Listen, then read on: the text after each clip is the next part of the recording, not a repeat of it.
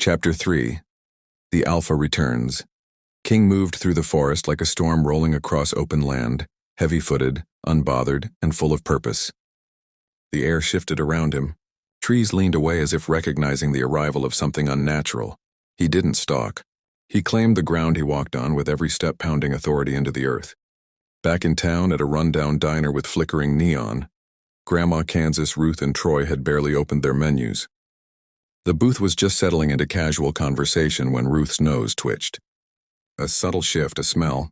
"Troy, you smell that?" she asked, tone sharpened. Troy didn't even look up from the menu. "Yeah, but let's not overreact, all right, Mom?" Grandma leaned back in her seat with a small, proud grin tugging at her lips. "Well, look at you, baby," she said. "You finally got it." Kansas blinked, confused. "All I smell is burgers, undercooked or something." In the woods, King stopped, lifted his head, took in a deep breath through his nose. "They smell me," he growled, eyes narrowing. Should have smelled them first, disrespectful. He scanned the trees until he found one with a strong scent. Clearly marked territory. That made him laugh. "Well, guess I'll make myself at home." He stepped forward, unzipped, and relieved himself against the bark with a hiss and smirk. The act wasn't about nature's call, it was a challenge. A declaration. He checked his watch. "Here, puppy, and let's speed this up." Inside the diner, the mood changed in an instant. The air grew dense. Ruth turned to Kansas, her eyes sharper now. "So, Kansas, got any siblings? Family?" Kansas hesitated, then nodded slowly. "Yeah. Actually, Granny, that's kind of what I wanted to talk to you about." "Denver?"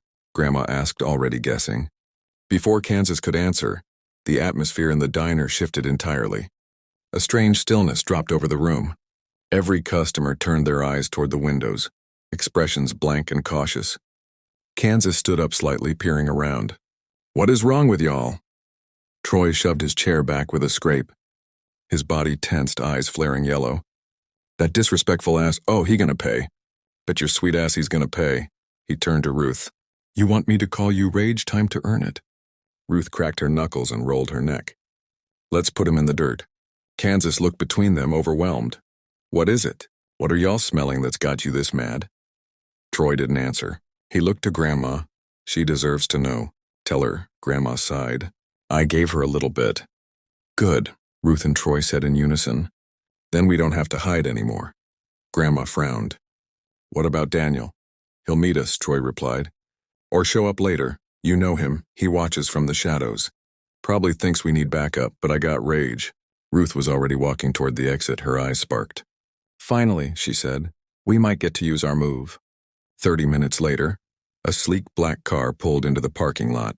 Headlights washed over the old pavement. Daniel stepped out, cool and steady as always. His presence was quiet but powerful. Grandma narrowed her eyes. "Daniel?" "Yeah, it's me, Mom," he said, scanning the area. "Where are the two hotheads?" "They went to handle the one in the woods," Grandma replied. "Said you'd take us home." Daniel exhaled deeply. "Let's get y'all out of here. I'm sure they can handle it, probably." "They tried to ignore it," Kansas added, but something in the air flipped a switch. Daniel nodded and motioned them toward the car. "Let's go before they need backup." Deep in the woods, King stood still, arms crossed over his broad chest. He wore a wicked grin, anticipation rolling off him like heat. "Here come the puppies," he muttered. Ruth and Troy emerged from the shadows, eyes burning with supernatural light. Troy's glowed a piercing gold. Ruth's shimmered like fire. They didn't speak, they charged. King didn't move, didn't even blink. To them, he was a threat. To him, just two spoiled pups playing dress-up in fur.